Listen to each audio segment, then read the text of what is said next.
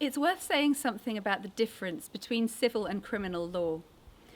There are well over 1,000 cases of climate litigation taking place across the world right now in courts, where people and groups of people are taking companies, even governments, to court over their environmental record and particularly their climate action or lack of it.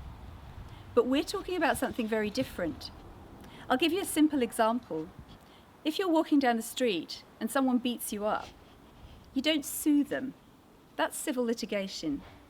You go to the police and the state prosecutes them.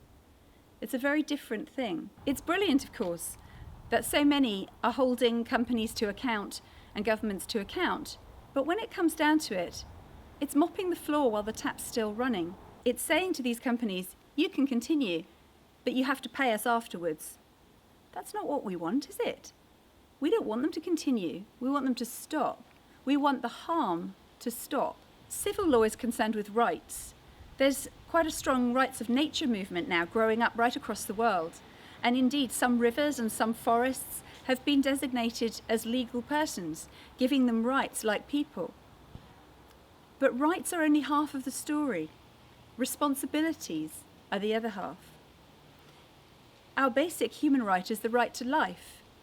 But what protects that right to life is criminal law. It's the law of murder. If murder isn't a crime, then how is your right to life protected? In the same way, if we want to protect the rights of nature, we need a criminal law that does that, and that law is the law of ecocide. Criminal law is protective law, and that's why our campaign is a movement of earth protectors. Become an earth protector and join us, and help put this protective crime in place.